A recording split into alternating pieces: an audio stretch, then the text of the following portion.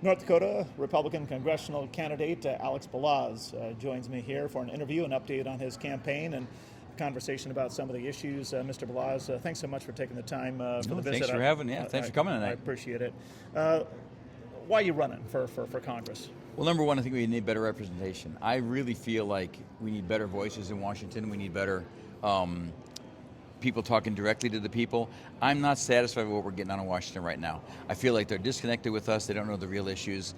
And I got frustrated with it, so I wanted to run.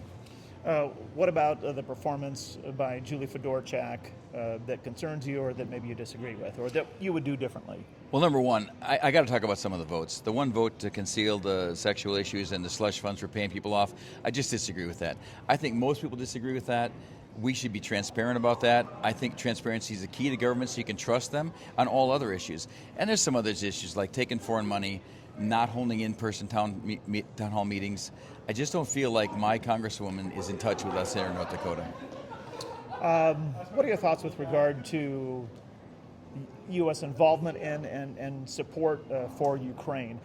The war in Ukraine has kind of taken a second seat to some of the other headlines that we've been compelled with and compelled by, but that war is still going on, and the U.S. has sent trillions of dollars to Ukraine, oftentimes into a black hole with unaccountability, fraud, and corruption.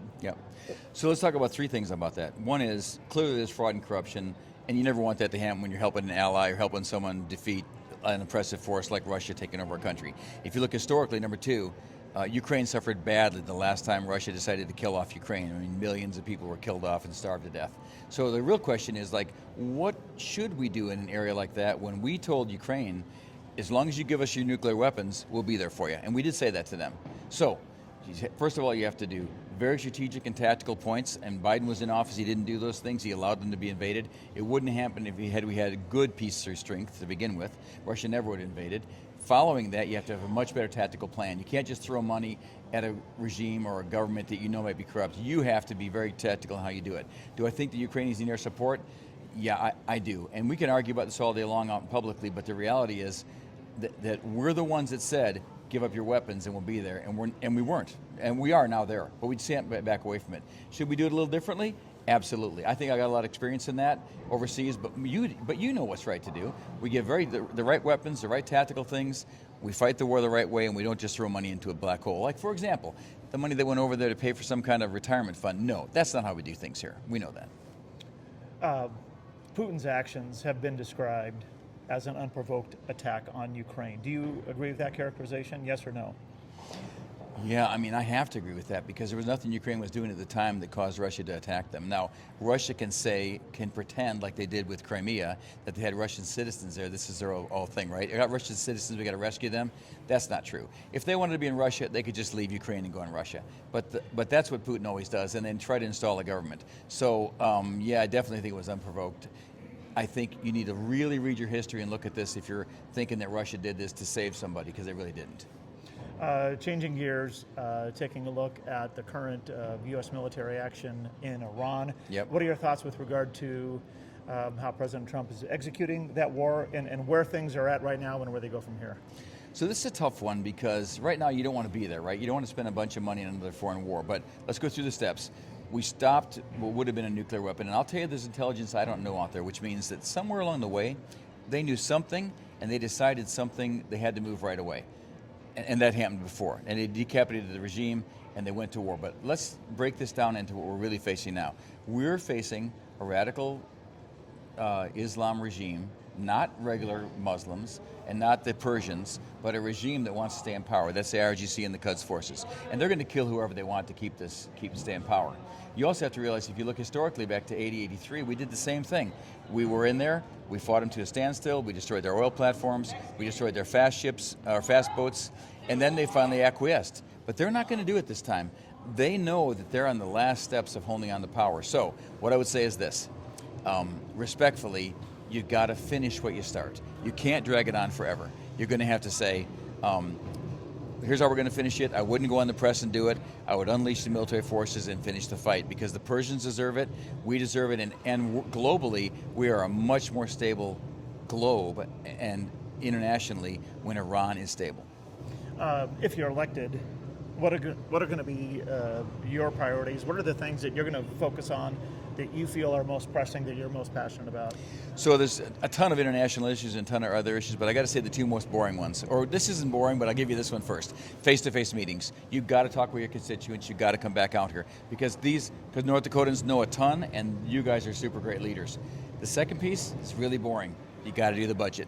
Congressional members must write a budget, and not in August. It needs to be done probably in the first 3 months, and we need 12 single budget lines to do it. And the first one I'm going to focus on is the Farm Bill. Certainly you're running for Congress, Yep.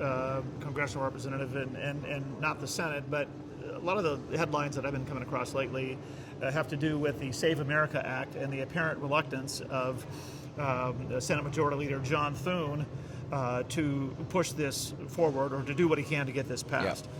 Your thoughts, generally speaking, on the Save America Act and kind of where that stands right now? It's interesting. In North Dakota, we actually do a really good job with voting and IDs and sending things in, so people might not think we need the Safe America Act to get our election integrity back to where it needs to be. But they should push this across the finish line, because the bottom line is I actually believe we should vote on Election Day, on ballots, on paper, and go in and do it. And people say we can't do that, and actually we can. Having said that, if you're a farmer out there or a rancher and you can't make it on the 9th of June to vote, yes, you're going to mail your ballot in. I understand that. But I like absentee ballots, not just mail-in ballots. A big difference. In North Dakota, we conflate the two issues of an absentee and a mail-in ballot. They're actually different and when controlled differently. I would say this: they should push it across the finish line, and it'll matter for a legacy for our kids that we have good election integrity. President Trump continues to assert that 2020 was stolen. Your thoughts on that? So here's what I think about that. There were votes that were bad in 2020. What I mean by that is that shouldn't have been counted. Votes that came in much too late. We know there was some fraud in that election.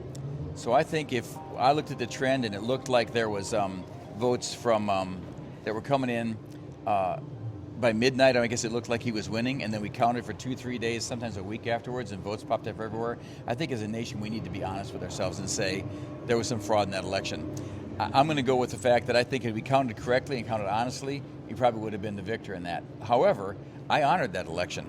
After the Senate and Congress looked at it and said it's done, and then I went to work. I'm disappointed with the results, but the reality is we got to have better counting on that, and we can't have that kind of fraud. Thank you for that. In closing, is there anything else that you want to talk about or stress or emphasize, or that you want voters to know about you and your candidacy that we haven't touched upon? Yeah, we're going to be out there hard for the next 30 days before the election. June 9th is the critical date. Everybody needs to get out and vote that day. If you want a difference, if you want a different representation in Washington that'll show up, then I'm asking you to vote for me. And the other thing I'm saying to everybody is keep the faith. We're going to get better at this. We're going to be better as a nation. The economy's going to turn around. And as Americans, you know that we can do this. So I'll see you out there.